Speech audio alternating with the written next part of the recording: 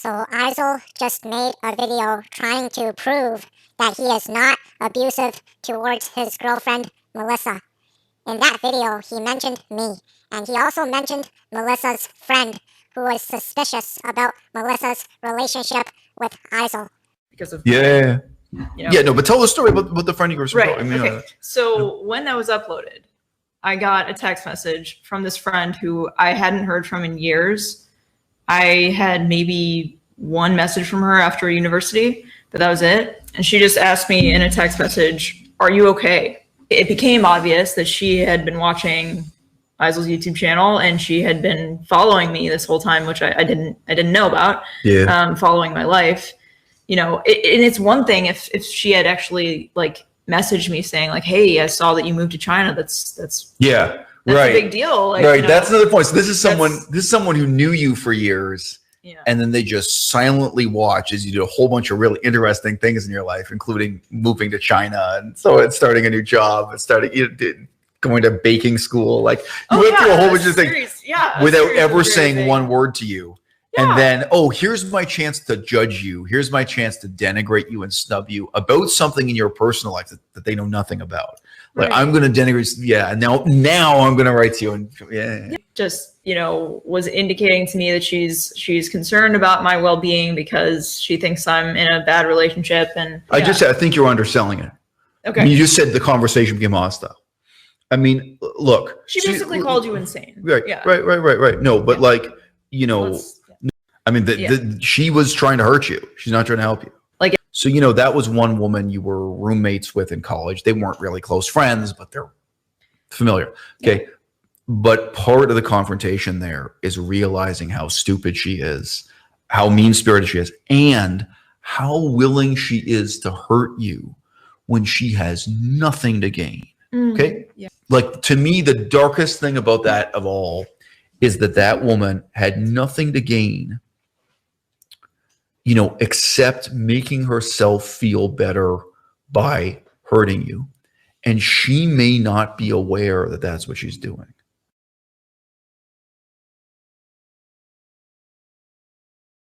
To where you fundamentally expect everyone, frankly, to be the same kind of malignant bitch as this girl you went to college with. And TV shows are not made about losers like Fandar.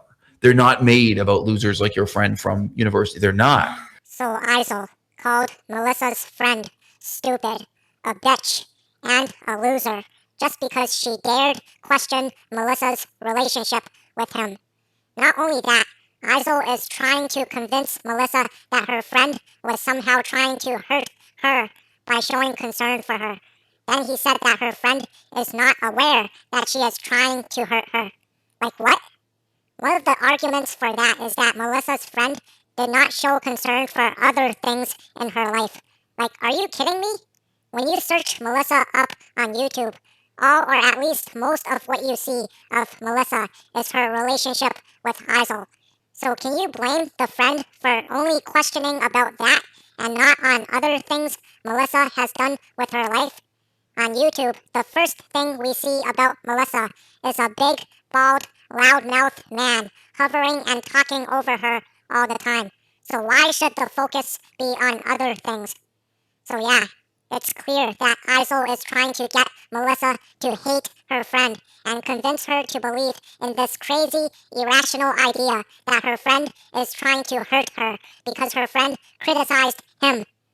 This right here is called gaslighting. It's a well-known tactic for abusers to try to separate their partners from their friends, to separate all communication with other people in the outside world. I know what's best for you. Your friends don't care about you. They're only hurting you by trying to take you away from me. They don't know what's best for you. You should only listen to me. You know that tactic Eisel is using.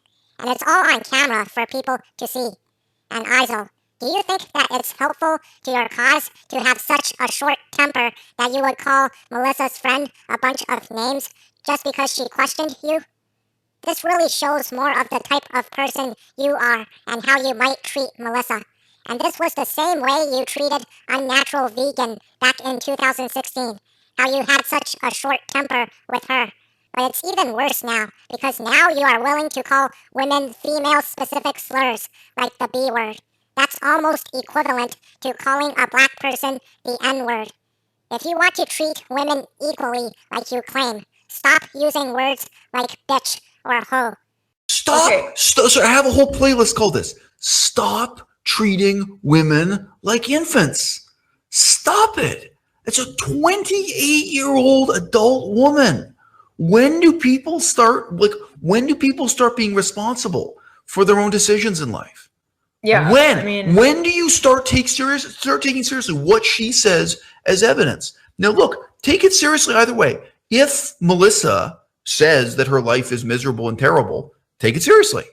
You know what I mean? Like that's like, she's telling you her perspective. Maybe she's wrong. Like, Yeah, look. But it's her perspective. Yeah. Like, if Melissa is telling you her life is wonderful and her relation with me is wonderful and whatever, she's talking about all these things going on, why would you disregard that? Invent a mythology in your own mind and then treat that as more real than all this fucking evidence and all this stuff about all the meaningful content we've turned out over the last 4.5 years. Okay. There is no way for me to know exactly how you treat Melissa, Eisel.